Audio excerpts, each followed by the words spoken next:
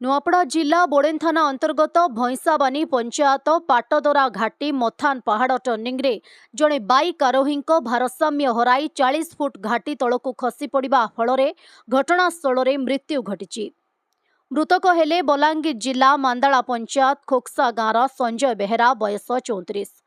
पकेट्रे थिबा भोट परिचय पत्ररू ठिकणा जना पड़ी। सूचना मुताबक गुरुवार संजय कौनसी कामरे पाटदरा गाँव को जाई संध्यारे फेरीथिले। सही समय पाटदरा घाटी मथान पहाड़ उपर टर्निंग पाखरे भारसाम्य हराई 40 फुट तलकू खसी एक पत्थर उपरे पड़ी रहिथिले। हेले लोके देखिबा बेलकू मृत्यु होई जाइथिला। रात्रि समय होइथिबारु केही जानि पारिले नाही। शुक्रवार सकाळे सही रास्ता दे किछि लोक आसुथबा बेले एहा देखि बोडेन पुलिस को खबर देथिले। बोडेन पुलिस और अग्निशम विभाग कर्मचारी माने घटनास्थल को पहुंची मृतदेह उद्धार करथिले। परिवार लोक पहुंची नथिबारु गतकाली शव व्यवच्छेद होई पारिलानी। फलरे मृतदेह बोडेन गोष्ठी स्वास्थ्य केन्द्र रे पड़ी रहिछि। आज परिवार लोक पहुंचिले शव व्यवच्छेद करी पुलिस परिवार लोकंकु हस्तांतर करिबो बोली सूचना मिलिछि।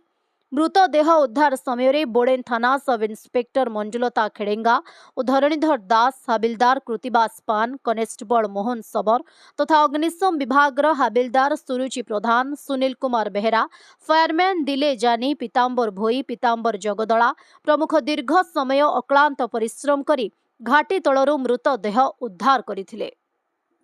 आज आमर बोडेन आईसी दिन गोटाए हवा फोन कर जनाले आमको जे पाटधरा पहाड़ पाखे गोटे बाइकटा लोकेट होइचे आर तले किए एक्सीडेंट होकर खसी जबार जाइथिबा संभावना अच्छे बोलिक ता खबर पाइक आम सांगे सांगे आसिक पहुँचिक देखनु जे बाइकटा पड़े प्राय 20 फुट तले। तापर आम 100-150 फुट सर्च कलापर माने 120-30 फुट हेबा आम गभीर लोकेट करनु डेड बॉडी के लोकेट कलापर आम टीम सांगे सांगे से जगह पहुँचिक आमर कभर कर सांगे सांगे रेस्क्यू कर ऊपर के आनिक। नुआपड़ा जिल्लारू जगन्नाथ सागर रिपोर्ट, ओडिशा हाइलाइट समाचार।